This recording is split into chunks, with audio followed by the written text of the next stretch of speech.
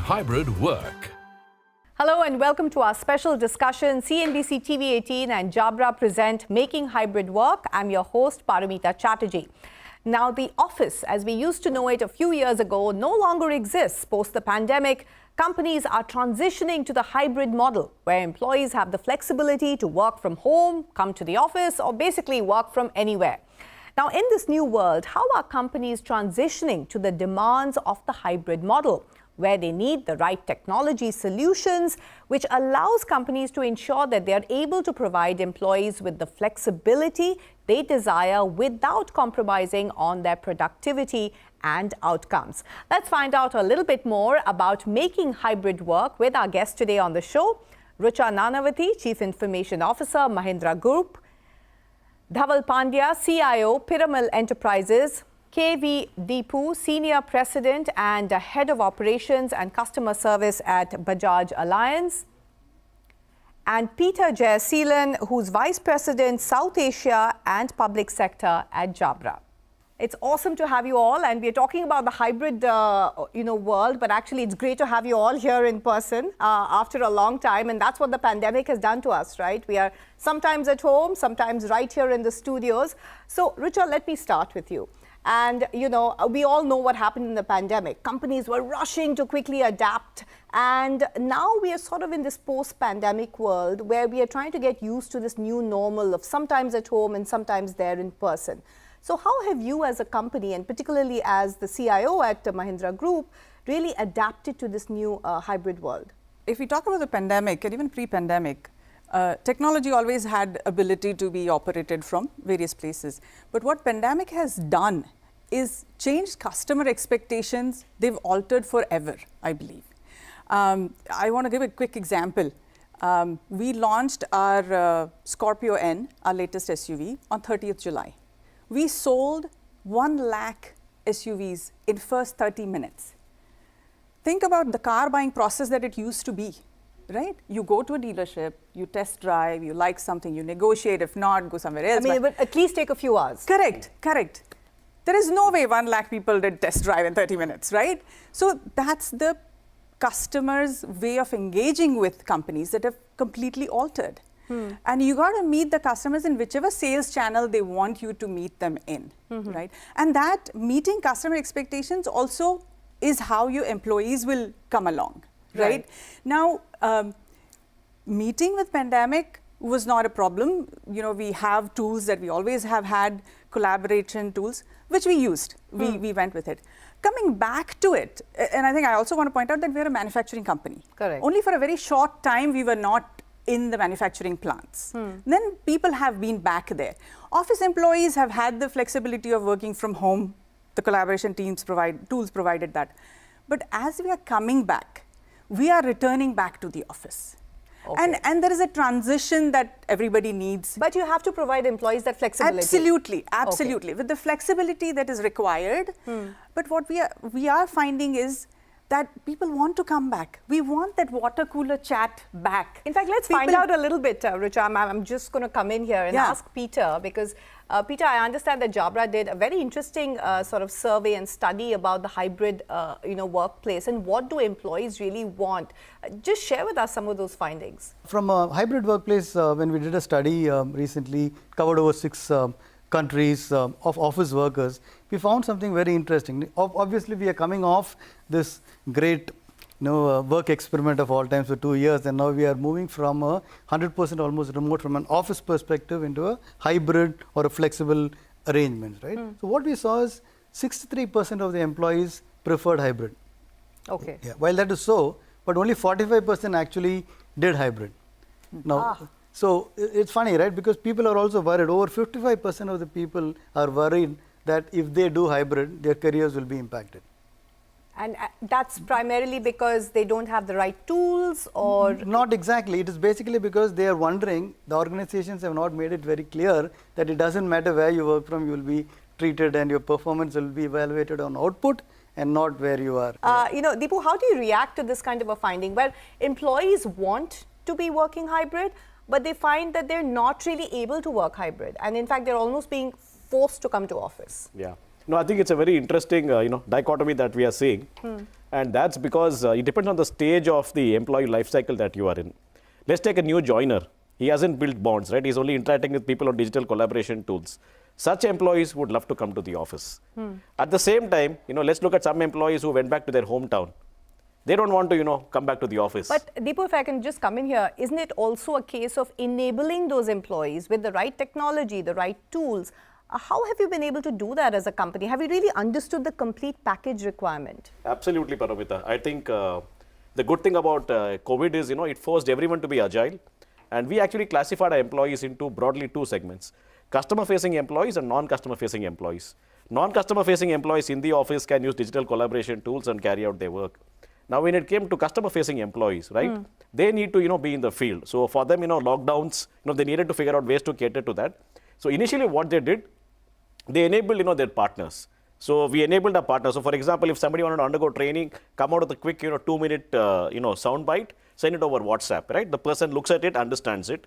We made the entire transaction flow paperless. So people were able to carry out transactions using tabs and portals. And now as we get back into the hybrid world, we also find that, areas where you need to interact, right? To the point that we made, water cooler conversations, where you need to brainstorm, where you need to meet, customers for, very interesting business discussions, there people have come back. Okay. But some work can still continue remotely. Dhaval, let me come to you here because Dhaval, you're from, looking at Piramal Enterprises, which is again a conglomerate like Mahindra, which Rucha represents. Doesn't it depend a lot also on the right technology, the right platforms, what are the tools you're giving employees, and also reskilling employees? Because they need to know how to use these new tools. There are clearly two parts to this puzzle. One is the entire cultural aspect, I would say, and where all the points that he mentioned were about where people feared that they may not be treated at par if they are not in office vis-a-vis compared to somebody else. Or for example, there have been these manufacturing agencies or companies which have always thought that if you're not in office, you're not working. Right, and the second is the operational aspect of it, and the operational aspect largely covers two parts again, I think. One is enabling the people in terms of providing them with the right infrastructure, the right technology, the right tools, as you mentioned, and skilling them to be able to use it. So do you think you've been successful so far? I would say we've been reasonably or more than successful actually, because with us, we are also into the pharma business, which is a global business for us. And we have stakeholders who are spread across the globe. So the time zone factor was always there. And we were used to working, we are not working in person. We are always using the safe collaboration tools to be able to work beyond working hours, or to be able to share information, or to be able to, have a chat, sort out issues, even do workshops, for example. Right. So that aspect was always there. And just to complete that thought, the second part of the operational part is, it's regarding safeguarding the assets of your organization. Absolutely. That when you're using remote tools, there is this constant fear of, how the information is flowing, where is it going, how is it getting used. So the tools somewhere not only need to enable, but also need to safeguard what all is getting exchanged over these platforms. So I'm hearing a lot, and Peter, let me come to you. I've heard a lot about, what should be done and what could be done. But what I'm also hearing, and this is also from other surveys, is that while companies want to go into the hybrid model, but while some are actually just extrapolating perhaps their existing infrastructure and doing a sort of a cut-paste job and then, pushing that out to their employees. But do you think at this point in time, given all the concerns, whether it's flexibility, empowering employees while also keeping their data secure, companies need to relook, especially CIOs, in terms of what should be their key priorities to transition into this new post-pandemic era? You have nailed it, Paramita. Essentially, when we did this 2 years back, when we were literally forced to go and work at home, what we did was we retrofitted our processes. Right? And here is the time when we are moving into this new normal, evolving new normal. We call it a hybrid. That looks like it is going to stay. Various degrees depending on industries, but that's going to stay. So I think it's worthwhile taking a pause and relooking at the organizational culture and the processes, right? So do we want to be virtual first culture? If that is what you want to, then you start looking at your processes and changing. Then, for instance, when you talk about a person being comfortable working from home and is assured that his career will not be impacted, then you got to be able to tell, the leaders will have to put up a process which is an open performance appraisal, which says that you will be judged on output as opposed to where you're going to be working from. Right? Your managers need to be trained to remove the location bias, both conscious and unconscious bias. It's not that conscious saying you're not coming, I won't treat you well, even unconsciously, right? And it is very important to provide, as we were talking about, look at your technology, because we are not short of technology, and hats off to all these people here. When it happened, it happened as if nothing happened and everybody are working from home. I'm sure there would have been a little bit of blips, but nothing major, earth-shaking happened, right? So they did their jobs, right? So technology is available. Now it is about re-looking at that and making sure if virtual first is the way you approach, you make those tweaking. For instance, okay, I like that term, virtual first, and also preserving the culture of the company. How do you preserve the culture of the company? And I'm going to come to you, Rucha, with that question, but not before we take a short break. Very interesting questions, a lot of answers as well. You're watching our special show, CNBC-TV18 and Jabra present Making Hybrid Work. We'll be back in just a bit. Welcome back to our special show where we are discussing what are the key ingredients into making hybrid work for your company and what are the key challenges that companies are facing. And Rucha Nanavati is right here, and you've freshly joined Mahindra as a CIO after spending almost 2 decades in the US. Tell me, what were the challenges that you faced as a CIO? I mean, was, for instance, preserving culture of the organization despite going hybrid one of the key issues? I think at Mahindra, we are a people-first company in general. That is the culture. It probably took a little more effort because, making sure you're connected to every person in the company. Now, on one hand, it might have made it a little difficult. On the other hand, the fact that you could reach everybody at the same time through the collaborative tools that we have, amazing technology that we have now, made it a little easier. Earlier, you would have an auditorium full of people and you're giving a town hall. Now, our MD and CEO can, at a time, address the entire Mahindra group, every company. So there are things that worked really well as well. On your team's connection level, yes, I think we made additional efforts. I would say, virtual celebrations, meetings without agenda, happy hour online. Talk about it. I think the creativity had no bounds. Even in US, we actually celebrated Halloween and Diwali online. Here as well, we celebrated Ganpati and Diwali. So you had to make a little extra effort to reach everybody. I think the plus point has been the family connections. I mean, it was amazing. Early meeting, somebody had a little one on their lap, and now you know their family a little more as well. So I think, yes, there were challenges. I think especially in our, Mumbai, if you live in Mumbai, right, you have a smaller place, you got to do virtual meetings and all that. But at the same time, the flip side of it, you had to take advantage of the tech as well. The cultural cohesiveness in some ways was better enabled by it certainly was. hybrid? Yes, I think on larger scale, it was enabled really well. Okay. As I said, for smaller, your one-on-ones, your water cooler talks, you had to make a little extra effort. Right. And I believe we all made that. We all have done this, evening calls or bring your glass of wine or cup of tea or whatever and talk without agenda or check in on your employees. I think one of the things that the people first, just once again, comes out everywhere. Mahindra announced that if somebody succumbed to COVID, for example, we will pay 5 years of their salary.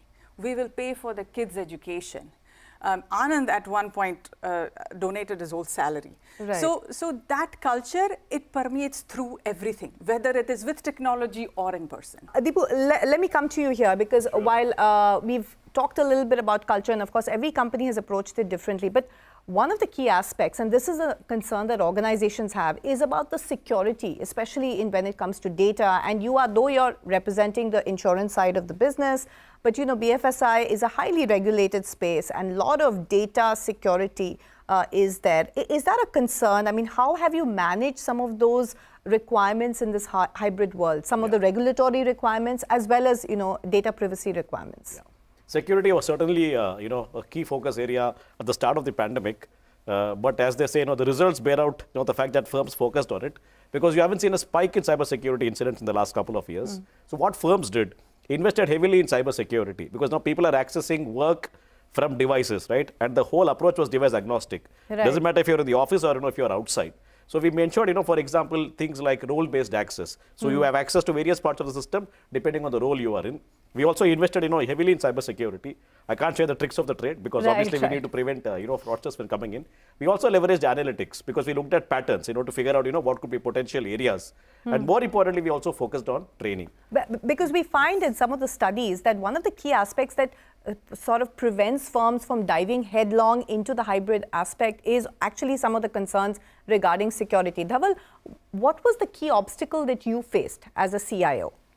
So, if you are referring to the fact that what were the obstacles getting into the hybrid work model, clearly security was one of the concerns, I would say, and then we had to take a multifold approach to be able to address that.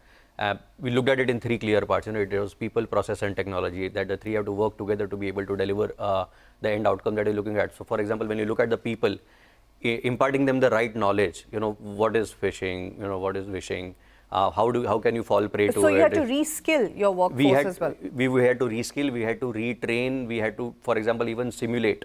We did the red teams and the blue teams, and we did certain simulation exercises also to see how good people are when it comes to the knowledge of the entire cyber security. Then came the entire process part of it, where we said that what are the do's and don'ts. Again, it somewhere ties with the educational part, but that's what gets enabled by technology. And then technology, there were multiple interventions we did. For example, we recently invested into a cloud proxy solution also, which will provide you a seamless access whichever network you are connecting from, and at the same time not impair the work that you are trying to deliver. A key point, Peter, that you raised, and that was in the study that you did, is that, employee morale and employee empowerment to really believe in this system, that they can stay at home and still be connected and still have the same level of appraisal and ratings as to whether they were in the office or at home. How do you think companies need to re-look at this, wherein employees are given the confidence and organizations are also given the tools to make sure that that bias is removed? Yeah. So as she mentioned, Mahindra, with the people first, right? So and if hybrid is the future and that's what employees want to go, you need to figure out a way to do that. So one of the things that we are beginning to see is the need for employee autonomy. So it's about the employee deciding, right, how will he get to his responsibility without any issues, irrespective of where and when he works from. Deepu, do you acknowledge and agree with this point that perhaps employees are not being empowered enough to succeed in the hybrid workplace? I don't really, agree with that. I beg to differ. What we need to understand is, that COVID was universal, right? Across industries, across countries, and everybody adopted work from home. It was the largest lockdown in human history. And, firms have, definitely, tested waters and come out successful. For example, let's look at some of these tech majors asking people to come back to the workplace, right? I have a friend, who was working there, and he's telling me that the reason I joined this company is the campus. But if I'm working from home, I might as well go to the highest bidder, which means the one who pays me the highest salary. So firms are realizing this, and to overcome the centripetal forces, they are basically saying, let's get people back into the office so they get a taste of the culture. So it's a combination of empowering employees while ensuring that the core stays intact. Dhaval, would you like to respond? Yeah, so there is this fear of disengagement, which is, I think, very real also. Where we have had, heard of cases where people have joined the company during COVID and left during COVID also. Right, and they've never set a foot in the office, and I think largely it is attributable to the disengagement because the employee doesn't have that bond with the company. He never got a chance to do that. To, for example, gel with the peers, speak to the bosses, speak to his subordinates. So is that possible at all? I mean, in a hybrid workplace, is it possible at all for employees to really get that sense of the culture of the company, the warmth of the people?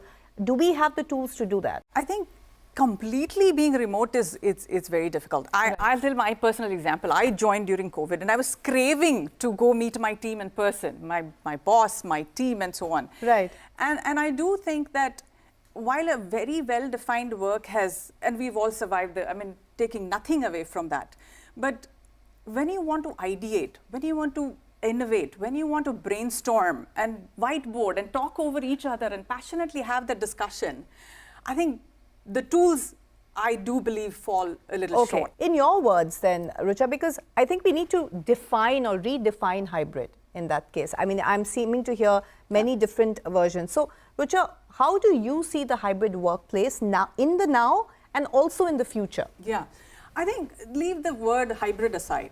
I think in general, we are a people-first company.